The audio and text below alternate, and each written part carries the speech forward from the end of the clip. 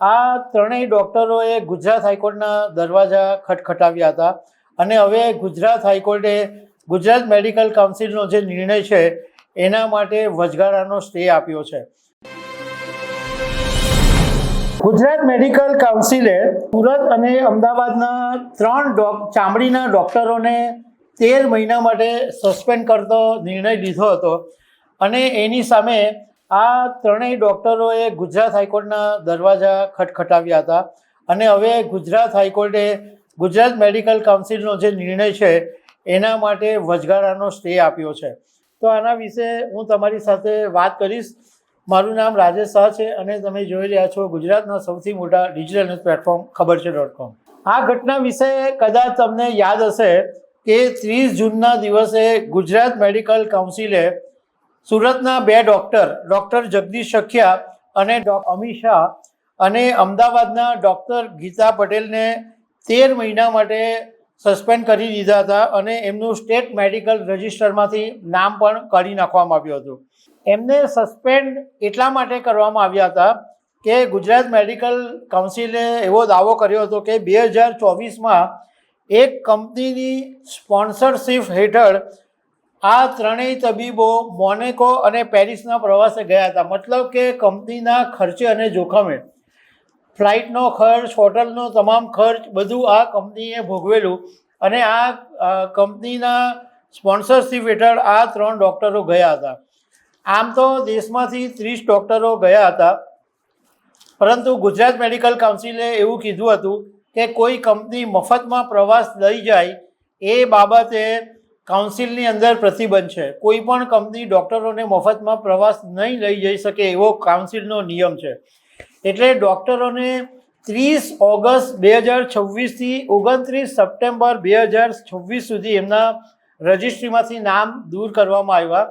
એટલે એમને સસ્પેન્ડ તો કરી દેવાયેલા, પરંતુ એમને સમય આપવામાં આવેલો હતો કે તેઓ રજૂઆત કરી શકે. તો 30 ઓગસ્ટ પછી એમની પાસે પગલાં લેવાના હતા.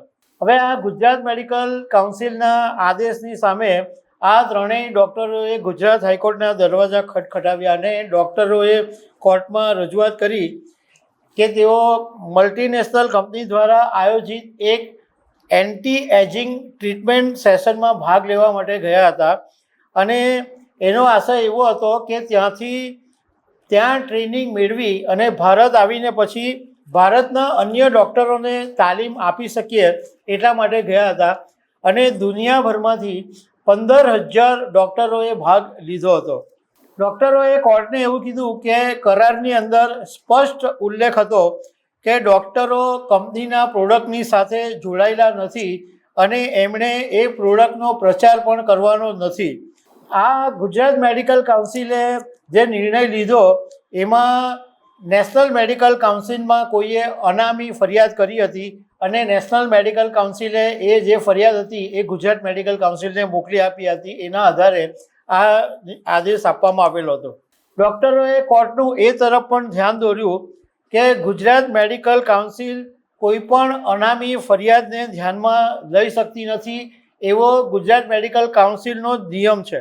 નિયમ મુજબ ડૉક્ટરોને પહેલાં નોટિસ આપવી પડે, દસ્તાવેજો આપવા પડે, કાનૂની સહાય અને જવાબની તક આપવી પડે. પરંતુ ગુજરાત મેડિકલ કાઉન્સિલે 12 ડિસેમ્બર 2025ની એક નોટિસ આપી. એ સિવાય તમામ પ્રક્રિયા 23 જૂને જ આટોપી લીધી હતી. બીજું, ડૉક્ટરોએ એવું કીધું કે જેમણે કોન્ફરન્સનું આયોજન કર્યું હતું એને ગુજરાત મેડિકલ કાઉન્સિલે માત્ર ઠપકો આપ્યો, અમારી સામે સસ્પેન્શનનું પગલું લીધું છે.